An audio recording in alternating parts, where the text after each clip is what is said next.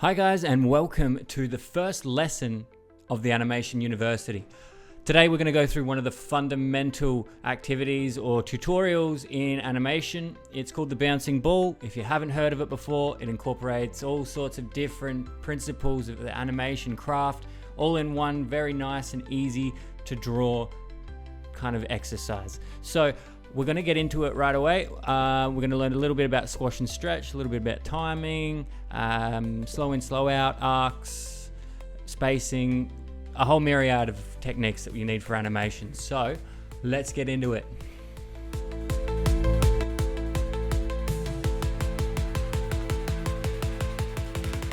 All right, so let's get into it. This is kind of a lesson plan that I have set up.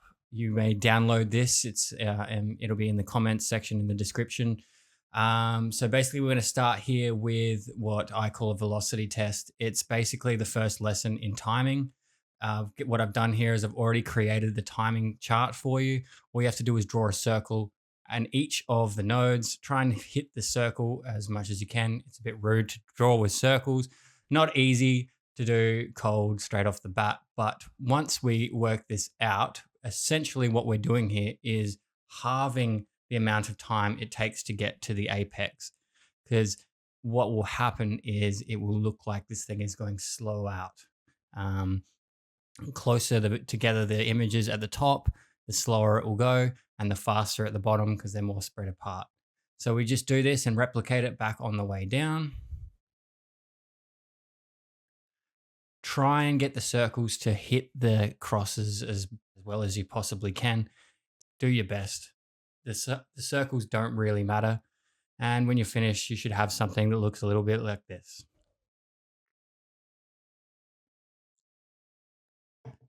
So as you can see, the ball, as it reaches the top of the apex of its jump, it slows down and then heads back down at a faster rate because it is adhering to gravity.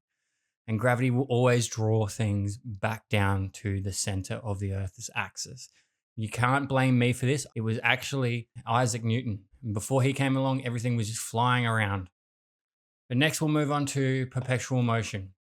This is run by the exact same metric as the one we just did, although it is replicated on both sides and it's going around a circle or semicircle curve.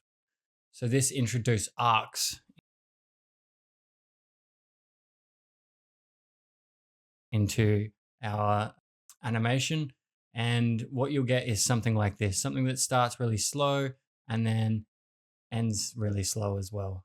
And this is basically the best example of slow in, slow out you can get, or the most rudimentary example. So go back the same way and it should get a nice little effect that will look like basically it'll look like a pendulum swinging like so. And these are essentially the same thing, just different ways of expressing it.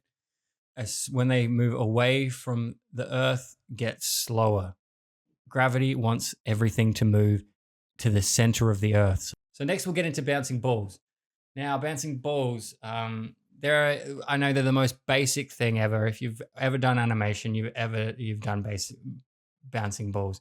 First, you have to find the high point. So the high point will be at the top of every single apex. It will be the one of the keyframes of the animation. There are only two keyframes really. There's the low point or the contact point, and then there's the high point. So these are the ones you really got to hit. Those will make it a bouncing ball.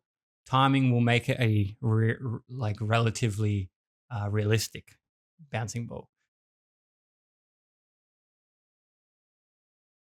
So in order to get the timing, first we halve all of these arches or these arcs. And then because we know it's heading towards the top, we halve that again. So it's always going to get slower towards the apex. So we're halving that. And then next we halve those again towards the top of the apex. It's the ones at the top of the apex that matter the most. Let's not forget. And we can start to ease off towards the end because we don't want too many frames at the end. We'll put another one at the very beginning and that should do us. So what we have now is nice even ones. You don't want to be putting them down the bottom here, because what we're supposed to do is speed it up on the way down to the Earth surface. So we'll get into drawing some balls now. Try and keep them the same size. I know it's hard to draw circles, but just forge ahead.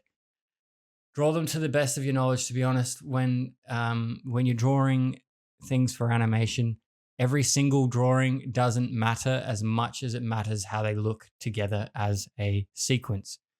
What we're doing here is we are drawing ugly pictures moving beautifully. So as long as it moves beautifully, and if you put your arcs, you slow in, you slow out, your timing's right, a lot of the drawing will become, well, not a lot of it, but some of the drawing will come inconsequential. You will not have time to focus on any frame. Obviously, if the frames are no good, they will stand out. But if the frames are, relatively in the right place, our brains fill in the rest of the information. So you don't have to go crazy. You don't have to be the greatest penman in the world to do a bouncing ball. So look at that. There we go. It's bouncing. It's springing up from the bottom and slowing up towards the top, therefore replicating what looks like a proper bouncing ball. All right. So that's always one of the most fun parts about the bouncing ball. Other parts are not so fun. We will revisit these later on next time. So thanks for being here.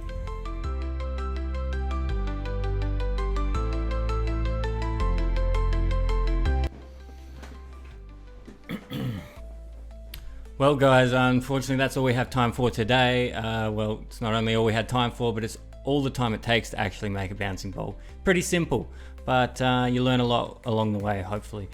So if you like this tutorial, or even if you don't, I don't really care, just hit like and subscribe, please. To God, this is a new channel and we need your support. Animation University is not pulling in ad revenue like everybody else, so hit that like and subscribe, and keep animating.